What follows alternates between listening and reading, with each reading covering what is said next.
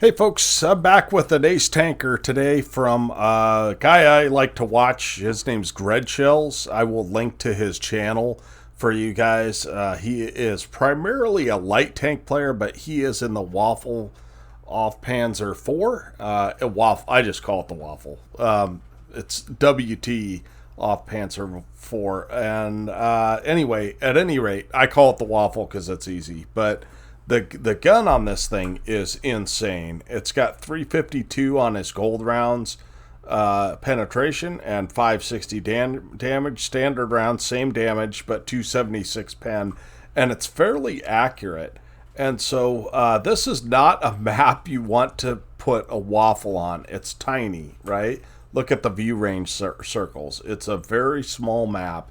It's also predominantly heavy dominated because there's so many corners and so many locations to fight in a heavy. So already Dreadshells has an uphill battle, and his team is going to make it even more of an uphill battle in this one.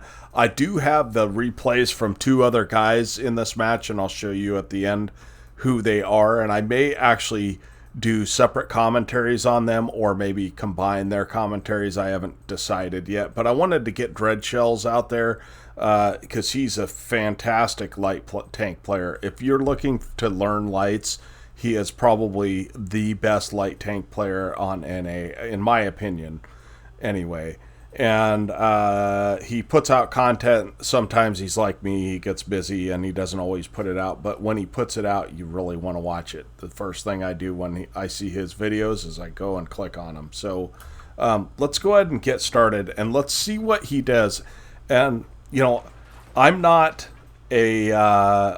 probably statistically as good of a player as he is, but I think that I can explain to some extent what he does during this battle because his team falls apart. Now, it is a tier 9 game. There's one artillery per team, and one of the defining factors of this thing is it has zero armor. I mean, none. High explosives penetrates the gun shield and even the hull of this thing. So, and it's German. So it's got great gun accuracy if you fully aim. But the problem with German tanks is their engines. Their engines, guys. Holy Hannah. Their engines suck. They end up getting damaged all the time, and modules in general get damaged. So here he is fully aiming a shot. I mean, we are at 430 meters, probably 420 meters, and he does miss that shot. But you're going to see that when an ISM gives him side, he's going to be able to punish that guy, and he's already up to 573 damage. Now, the damage in this thing stacks up quick, but the trouble is, in a map like this, you just really don't have the luxury of staying hidden like you'd like to. And so Dread is going to move up here a little bit, and he's going to get another shot into the other ISM.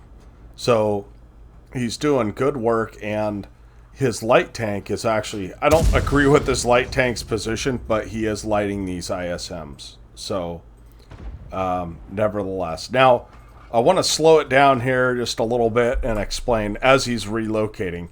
He sees this bat chat. Now, this bat chat is likely to come over to this position and he will get spotted. And when you're spotted in a Waffle, you take serious damage. Every shot's going to pen and everyone's going to aim at you because you have no armor and you've got an extremely dangerous gun. So what Dread is doing is he's relocating.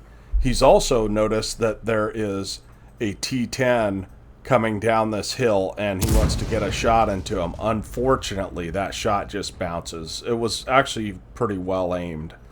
But you can see the DPM on this gun is insane as well.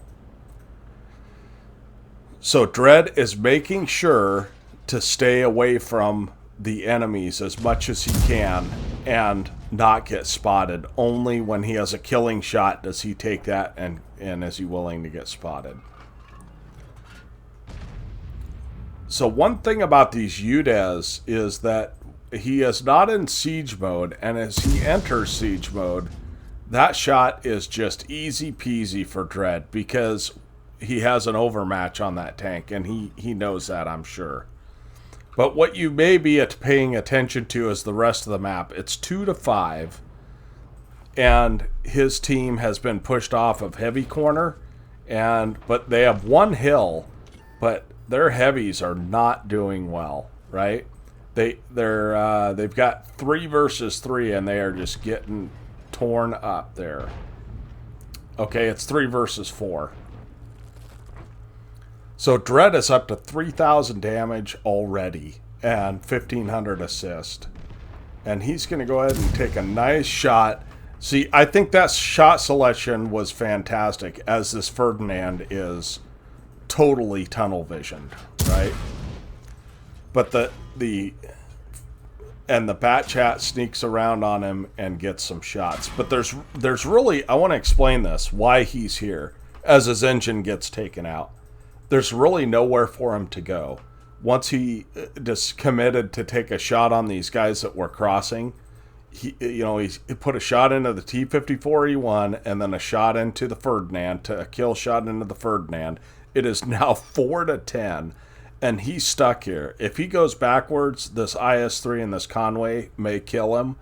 And so the Bat Chat did the smart thing and took advantage of the situation. Now, the Bat Chat waited a little bit too long to leave, but he got lucky because Dreadshells' engine is knocked out. So let's see what happens next. It's likely that this Bat Chat is reloading, because why would he have not put more shots into the Dreadshells? And it looks to me like that WZ-111 GFT knew that that he was being reloading and was able to take out the enemy. The WZ-111 1FT, what a mouthful that is not a very good tank. It is extremely immobile and not a very good tank in any regard.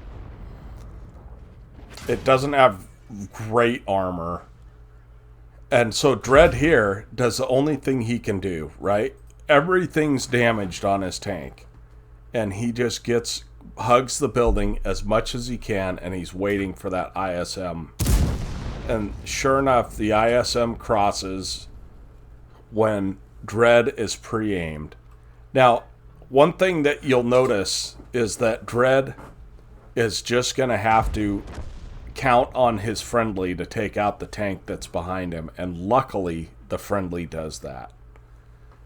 So he's got 3 kills. The WZ has 3 kills. The Char Fatur is our other friendly. And why? Well, his name is the Muppet, so maybe that tells us why. Why would you push that?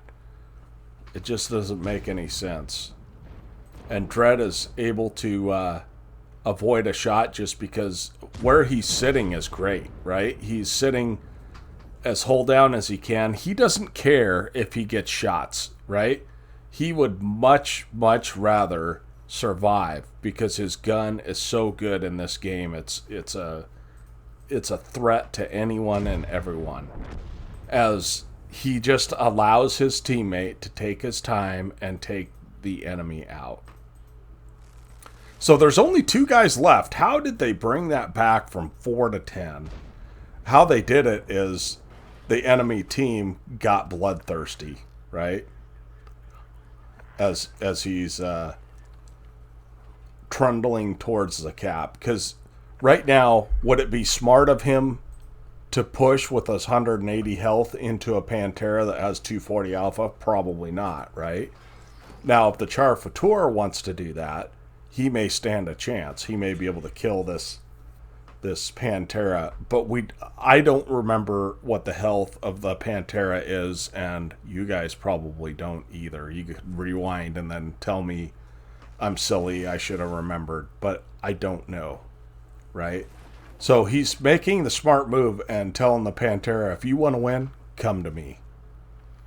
I've got a big gun. I've got a tank destroyer coming down the side. Now he knows, he's fairly certain that the Pantera is not going to come down this line, and he's fairly certain that the Pantera is not coming down this line. He could be coming from the hill, but the location that he's looking is one of the locations that has not been checked out, right? So he is just waiting to see if that Pantera shows himself. And you notice he looks over to see, where is this other tank destroyer looking?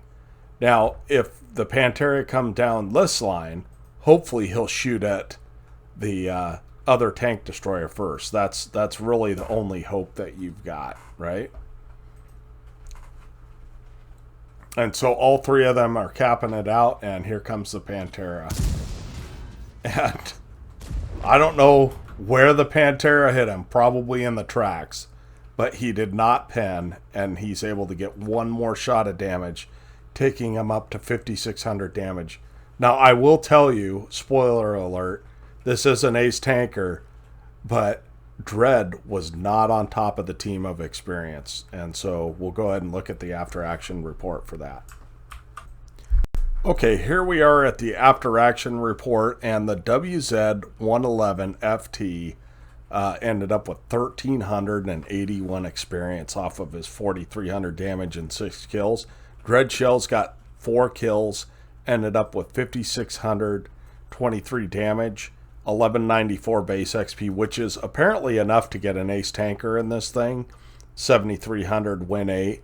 And also, because of his quick thinking at the end of the match, he was able to invite people to a platoon, and he got a Brothers in Arms, which is a fairly uncommon medal. It's not as uncommon as it used to be, but this one is the big one. Crucial contribution. That means your teammates in your platoon killed at least 12 enemies. And he had a high caliber and a tanker sniper. That's not surprising in this tank. But him and his impromptu platoon mates killed 14 of the 15 enemies.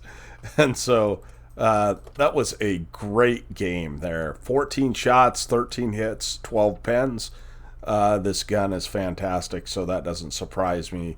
And he ended up doing 1,145 assists, hit 8 tanks, killed 4, and even with a premium account, he lost some credits. He was using some consumables that apparently he hadn't resupplied, weren't in the depot, and then he fired, I think, 1 gold round is all, basically, which is, he didn't even need to fire, but that's okay. Fired 1 gold round, 1,791 XP after the premium, and that's kind of a wrap, guys. So it kind of goes to show you, never ever give up in a game, because as long as you're alive and your gun's in the game, you can work together and try and bring it back. Especially, this is the epitome of that on a small map.